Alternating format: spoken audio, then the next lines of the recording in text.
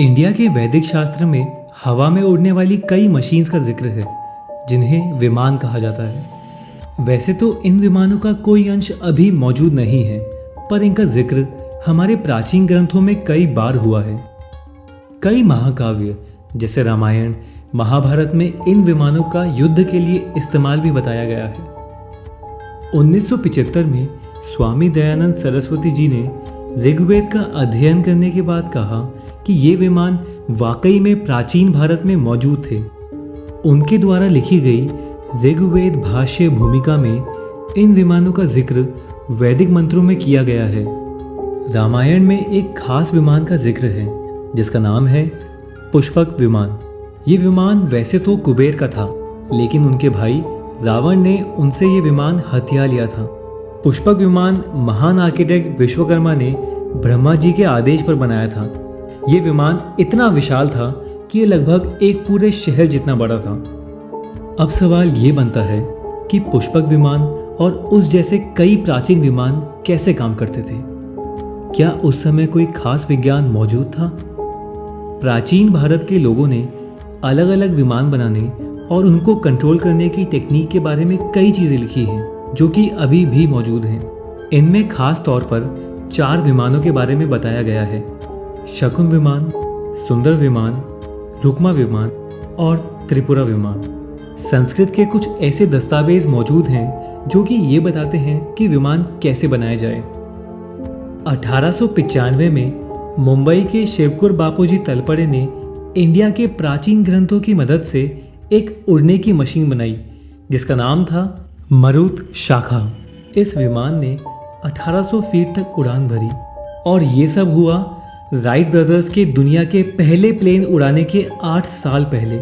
जिसका मतलब है दुनिया का पहला प्लेन राइट ब्रदर्स ने नहीं, इंडिया के शिवकुर बापूजी तलपड़े ने बनाया था।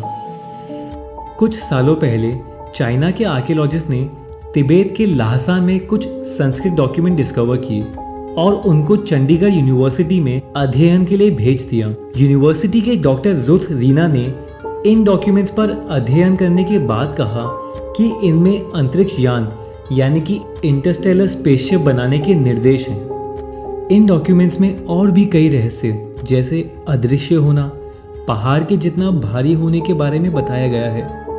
लेकिन हमेशा की तरह यहाँ इंडिया में साइंटिस्ट ने इन डॉक्यूमेंट्स को सीरियसली नहीं लिया।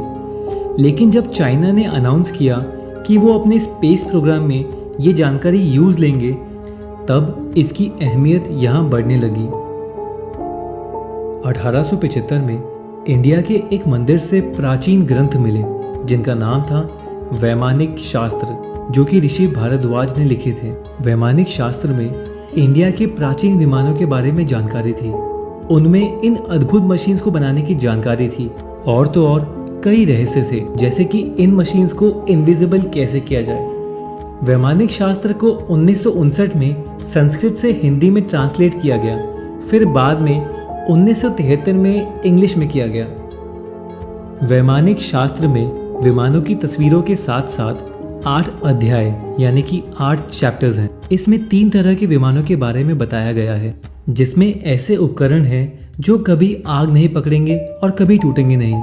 वैमानिक शास्त्र में विमान के 31 जरूरी पुर्जे और 16 पदार्थों के बारे में बताया गया है। समरंगन सूत्रधार एक वैज्ञानिक ग्रंथ है जो विमान से हवाई यात्रा के बारे में बताता है। इस ग्रंथ में 230 श्लोक हैं जो उड़ान की जानकारी देते हैं। ये उड़ान के हर संभव पहलू की जानकारी देते हैं। इंडिया के मैसूर की इंटरनेशनल अकेडमी ऑफ संस्कृत ने इन प्राचीन ग्रंथों का अध्ययन किया और इससे जो भी जानकारी मिली उसको एक बुक में पब्लिश किया। उस बुक का नाम है aeronautics a manuscript from the pre historic past. मानो या ना मानो, पर नासा का नया स्पेसक्राफ्ट ड्रैगन हमारे प्राचीन ग्रंथों के विमान से काफ़ी मिलता जुलता है। अब सबका अलग अलग नज़रिया है। या तो ये विमान और उसकी बातें सब पुराने ज़माने के लोगों की कल्पना है, या फिर कोई ऐसी टेक्नोलॉजी है जो कि आज के ज़माने से भी बहुत एडवांस है।